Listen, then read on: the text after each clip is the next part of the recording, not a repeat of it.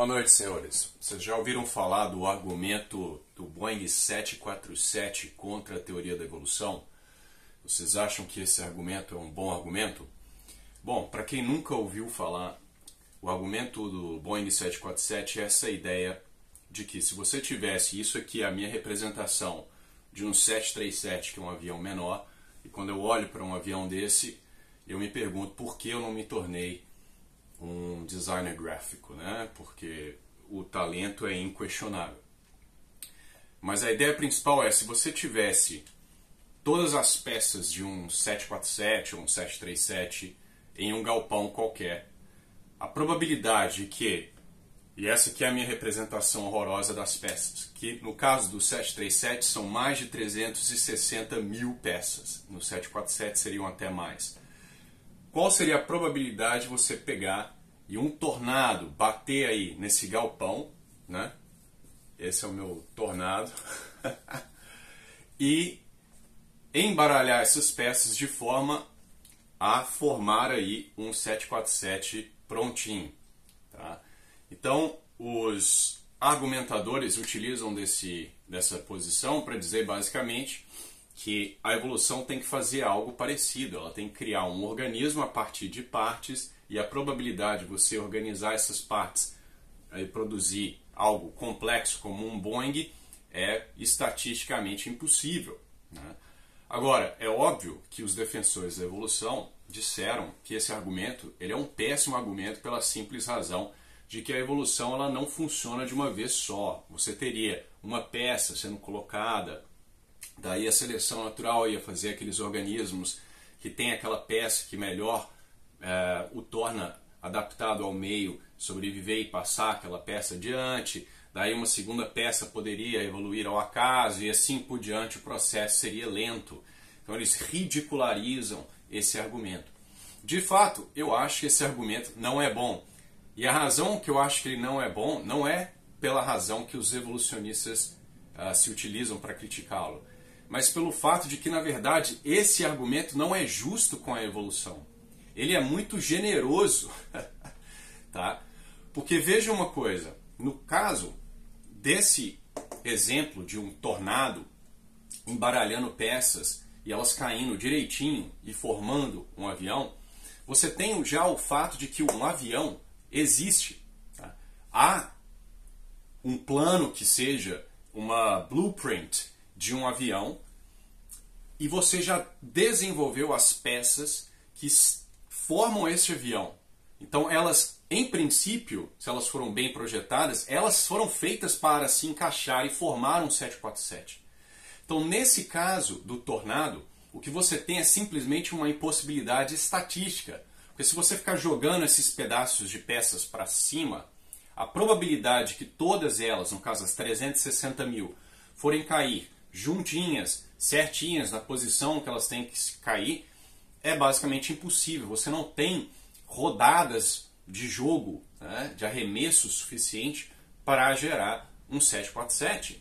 E você poderia reduzir esse número de peças aqui, tá? No caso do 747, você teria também o fato de que algumas peças são muito pequenas, elas têm que estar amarradinhas umas nas outras, você tem, né, toda a questão da fiação, etc. Mas ainda que fosse simplesmente um 747 de Lego, você está simplesmente fazendo um argumento estatístico, tá? Só que o problema da evolução é um problema ainda mais sério, porque a evolução ela não tem peças para se utilizar. Ela tem que criar as peças que não existem. E mais importante, a ideia de peça, como eu disse, ela pressupõe um projeto, ela pressupõe um produto final. Na evolução não há fim. Então a evolução ela tem que gerar um avião, como por exemplo uma ave, a partir de um réptil, sem ter essa ave em mente. Então vocês entendem o problema? Porque ela vai ter que produzir as peças de algo que não existe. Então cada uma dessas supostas peças ela teria que ser adaptativa, ela teria que conferir algum tipo de vantagem ao organismo, e as subsequentes mutações, né, que é a única forma de gerar peças novas, as proteínas, elas teriam que ser coordenadas de forma a alcançar um fim a garça, que quer que seja, o Archaeopteryx, que não existia antes. Vocês entendem o problema? Isso é um problema filosófico. Que aqui há uma causa final, há um projeto e as peças já foram feitas para aquele projeto. Então, um problema estatístico, probabilístico, de como você pode, por pura sorte, fazer aquelas peças caírem de Lego juntinhas. Mas como você cria as peças de um produto que não existe? Esse que é o problema. Quantas peças são necessárias para produzir um organismo a partir de outro organismo? O evolucionista vai dizer que não há produção de peças do nada. Você está simplesmente alterando os genes que lá existem. Irrelevante. O gene terá que ser produzido de qualquer forma. Não existem genes para asas em um réptil. Você vai ter que alterar toda a fisionomia do animal, desde a sua fisiologia até a sua morfologia, sem que exista um fim. E o evolucionista muitas vezes ele atribui um fim sem perceber, porque a coisa é tão ridícula que ele vai, na sua linguagem, nós podemos ler artigos juntos se vocês quiserem em algum momento, você vai ver que ele atribui um processo, um fim. Ele vai dizer que é uma questão semântica, que é uma forma mais fácil de se expressar, mas ele não consegue se livrar dessa noção de que para se produzir algo complexo é necessário antievidência. É necessário que você conheça o fim. Tá?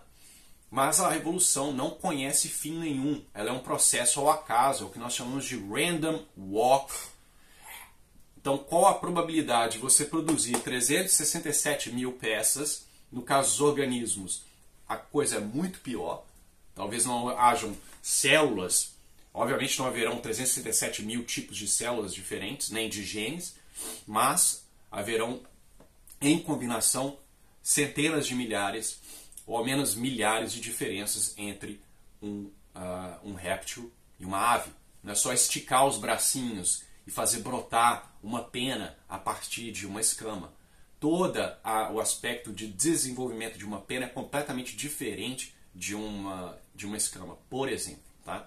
Os evolucionistas não sabem sequer como fazer uma pena a partir de uma escama. As hipóteses vigentes, por exemplo, Richard Prum tem uma, posso compartilhar o artigo, já se mostraram, essas hipóteses se mostram falsas para quem conhece o aspecto de desenvolvimento dessas estruturas. Então, no caso do 747, você tem um problema probabilístico, né? O acaso, representado aqui pelo tornado, jogando peças. Então, a ideia é que se você multiplicasse a idade da Terra, sei lá, trilhões e trilhões e trilhões de anos, eventualmente, um desses lançamentos poderia, em princípio, gerar um Boeing. No caso da evolução, é um problema metafísico. Como que um processo cego é capaz de criar peças para algo que não existe e ir projetando esse organismo aos poucos, sendo que não há um fim em mente. Ainda que o organismo produzisse, vamos supor, uma asa, a próxima mutação não será aditiva. Ela não chegará mais próximo de uma ave, porque não há ave. Tá? Então, uma mutação que trouxe, hipoteticamente, esse organismo mais próximo de uma ave, o que isso não faz sentido nenhum, já que ela não existe, a próxima mutação pode arrastá-lo para a direção completamente oposta, se houvesse um fim. Mas não há. Então, entendem o problema metafísico? Então, o argumento do 747, ou do 737 no meu caso, ele não é um bom argumento, porque na verdade ele é muito gentil com o processo evolutivo. Nesse exemplo, a evolução ela tem que fazer as peças do avião e ir juntando elas de pouquinho em pouquinho, à medida que elas vão sendo criadas, sendo que o 737 não existe, não há plano. Então eu espero que isso tenha ficado claro. Se não, me mandem uma mensagem. Mas o problema da evolução não é um problema de probabilidades. É um problema de probabilidades também. E nós podemos falar sobre isso em algum momento. Mas é um problema filosófico. E não há solução para esse problema no evolucionismo. Ok? Então fiquem com Deus. E rezem por mim, que eu tô bastante doente. Tenho a semana toda aí com febre. Acho que eu tô com uma gripe aí. Então, por gentileza, rezem por mim aí. Tá bom? Tchau, tchau.